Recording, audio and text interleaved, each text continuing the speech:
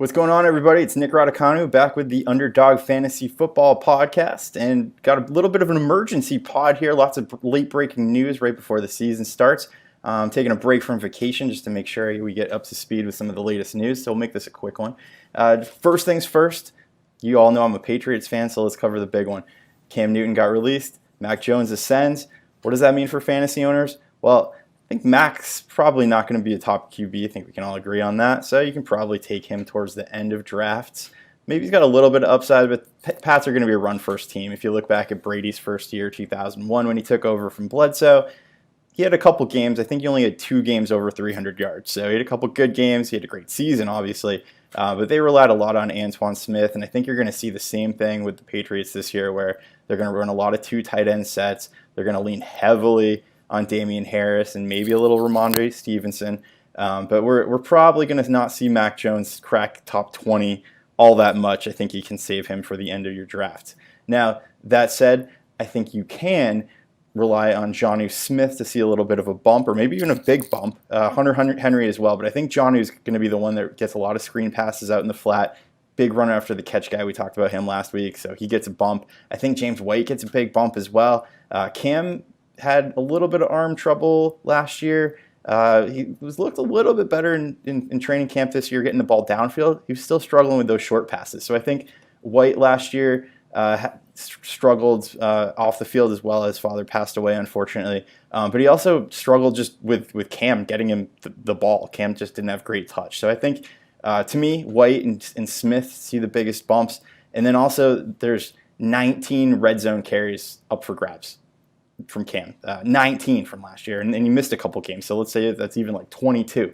So that's more for Harris to eat, more for Ramondre Stevenson, who is huge in the preseason, looked real good by the goal line. So I think you can bump Harris up into the RB2 territory.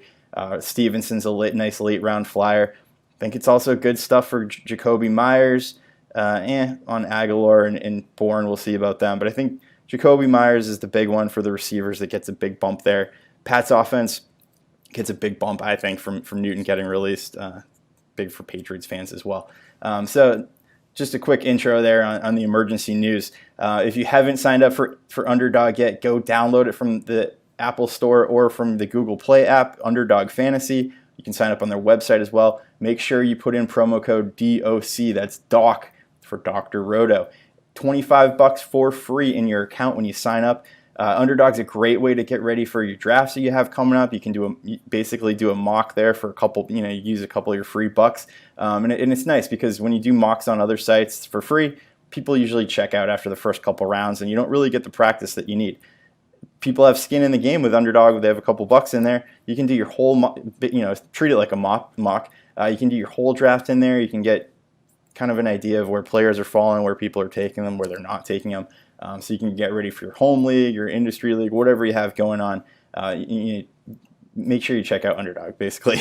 I don't need to beat that into your head. So again, Underdog Fantasy, Apple Store, Google Play app, DOC, $25 in your account. Now let's move on to some of the other news. Unfortunately, we saw J.K. Dobbins go down for the season. My first reaction there was, I don't really want to touch Gus Edwards. Then I started thinking about it a little bit more, and while Gus Edwards is not the player Dobbins is, I won't tell you that, I think he actually has more opportunity than Dobbins because, let's face it, Edwards still existed while Dobbins was there. So he was going to eat into Dobbins' touches at least a little bit. Short of the Ravens signing some sort of veteran, which they might do, but I don't think there's really anybody really available, especially with Sony Michel being traded. I think Edwards probably goes up into that RB2 territory now. I don't love Josh Jacobs. Talked about that a little bit last week or the week before. I might take Edwards over Jacobs. I think I'd probably take him over Darrell Henderson. I'd probably think about taking him over Mike Davis. So I think you could see Edwards and Harris in that, tier below DeAndre Swift, tier above Miles Sanders range. Well, depends how you think of Sanders. I don't love him. So I would probably take those guys above Sanders. I'm sure a lot of people would disagree. But anyways, I think Edwards and Harris are the big movers and shakers this week. So I'd be targeting those guys as RB2s in my draft right around now. Moving over to Wide receiver, I think, like I said, Myers gets the big bump, at least in my mind. We've seen Galladay dropping. We talked a lot about him last week. Jamar Chase is another one I think has been dropping a lot. Again, guys, I'm not touching, not drafting. Feel free to take them yourself. I don't want to touch those guys. I think especially with all the preseason news, especially with Galladay's injuries, Chase just not looking good. Sure, he might come on later in the year, but I'm going to stay away from him. I talked about this a little bit on Twitter the other day. I know people love Laviska Shenault. I know people love DJ Chark. For my money, value-wise, and I'm not saying this is exactly how I like them as players or talent, I like Marvin Jones the best in terms of value. You can get Jones as like maybe the 50th wide receiver, whereas you're going to have to take Chark at like 35, 36, 37. Shenault's right around in that same range. So if you're going to the Jaguars for wide receivers, I think you have to look at Jones as the best value in the receivers range there for Jacksonville. A couple other guys that I think you might want to take a look at, even though I don't really love them as players. Sammy Watkins. So, Hollywood Brown, we know about him. He's good, kind of boom or bust, not too bad in best ball leagues. Also been dealing with some injuries. Rashad Bateman dealing with injuries. I don't love Watkins as a player. We all know how much of a bust he's been the last couple of years, but I think you have to look at him, especially with the opportunities he's going to get with Lamar Jackson and looking at Andrews and probably Watkins, I guess, is his top two receivers. So, or top, maybe even his top receiver. So that's definitely a guy you got to look at. Move Michael Pittman Jr. up a ton in your rankings. He's probably a top 40 receiver at this point with T.Y. Hilton having surgery today. And the other one receiver I wanted to talk about just to avoid, I've seen people kind of getting cute taking Michael Thomas and saying like, oh, I'm going to steal a top 10 receiver in the middle of my draft. Yeah, fine, but he's at least going to miss 6 or 7 weeks.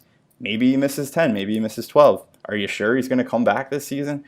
I'd rather let somebody else deal with that headache. Take Callaway later on in your draft, take Smith or Harris later on in your draft. I'm just not touching Thomas. He might just not even play this year, and you basically wasted a pick, and you've wasted a bench spot if you're playing in pickup leagues where you can't really grab anybody because you're hanging on to Thomas all year. And with that said, I think the other one, just moving to tight end, just to wrap it up, the other one the other player that I've liked a lot in preseason was Dallas Goedert, but I kept thinking Ertz was going to get traded or released or whatever. He's not. So I think you have to move Goedert down into that tier around like Gronk, Evan Engram, who just came up with an injury the other day. So I'm really not touching Goedert, especially as a top 10 tight end right now. Another one with the news yesterday that he got traded to the Vikings, and Irv Smith obviously has to be off your draft boards now. Chris Herndon. Everybody's loved Chris Herndon for like 3 years now. How's that worked out for you? I know people probably get back on that train again. I'm staying off, not touching Chris Herndon unless it's the very end of your drafts, just as a flyer. But I can't do that one again. So anyways, emergency pod over, back to vacation. Make sure you sign up for Underdog Fantasy on the Apple Store, on the Google Play app. When you sign up, use promo code DOCDOC. That'll get you 25 free bucks to play with, goof around, see what you can do, use it as a mock. And I hope you enjoyed as much as I do. If you have any questions, find me on Twitter. It's @RadRoto, RADROTO. And we'll speak to you next week right before the season kicks off.